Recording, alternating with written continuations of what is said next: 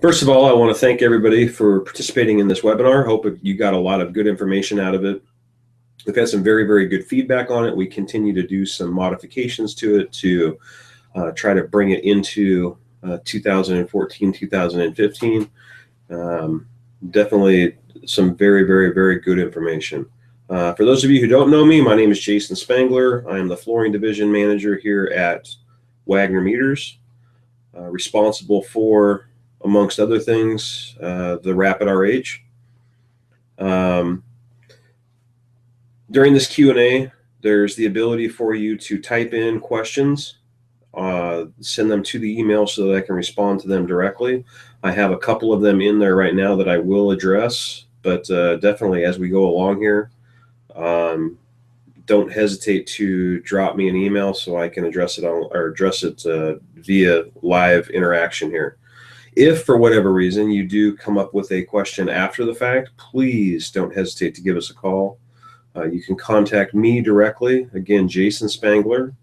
Phone number is 800-634-9961, extension 235. So definitely don't hesitate to call if you have any questions, comments, concerns, anything of that nature.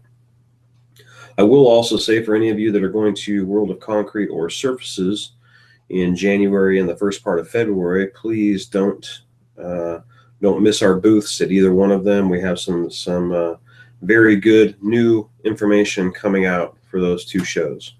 Definitely looking forward to seeing everybody. One of the big questions I get revolves around thickness of slabs and how to determine, especially slab on grades, how to determine the slab thickness prior to installation of a Rapid RH sensor. I wish there was a really, really easy way to do this. On new construction, in theory, there is. The construction documents are going to have some kind of specifications for what the specified thickness of the concrete slab is.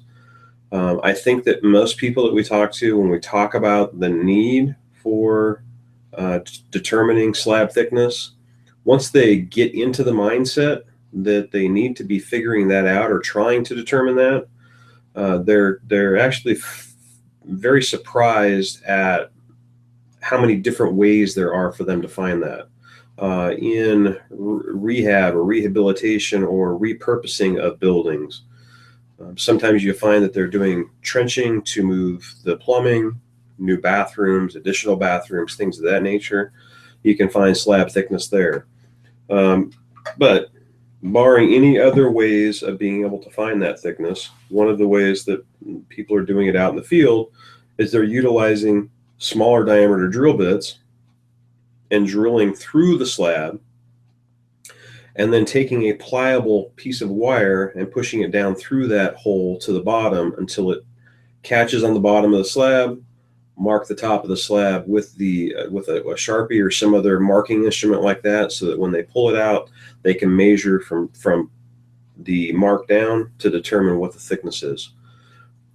I wouldn't be a proponent of turning the slab into Swiss cheese by any stretch of the imagination, but a couple of smaller diameter, say 3/16 inch holes, to be able to do your due diligence to determine slab thickness is something that you do find people doing out in the field at this point.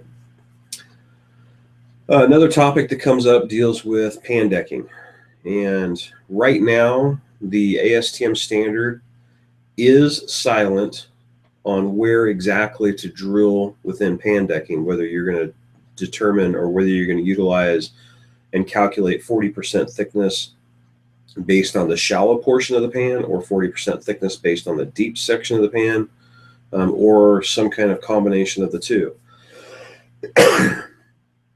You find that there are many people that will identify the deepest portion of the pan and drill 40% of that.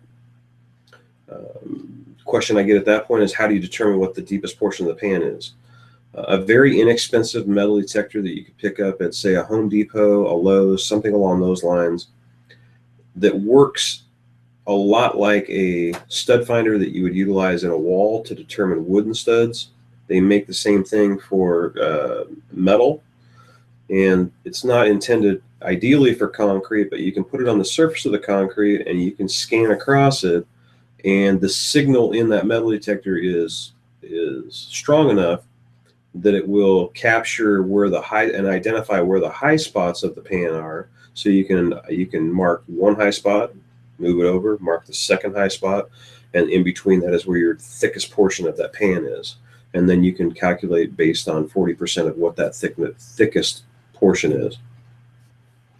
A way that the ASTM committee is looking at is they're looking at coming up with some kind of effective thickness calculation that would take into account the shallow and the thick, and then give a certain percentage for each one of them to give an overall thickness, so that you could utilize that, drill 40% of that calculation, and drill it anywhere on the floor.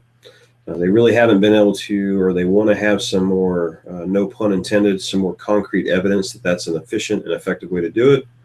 But it looks to be something that we might be going towards in the future as far as actually in the ASTM standard. I can tell you there are people out in the field that are already utilizing it. So with that being said, I don't see any additional questions. I want to wish all of you a Merry Christmas and a Happy New Year. And again, if you do have any additional questions, comments, or concerns, my name is Jason Spangler. The phone number is 800-634-9961, and it's extension 235. Thanks, and have a great day.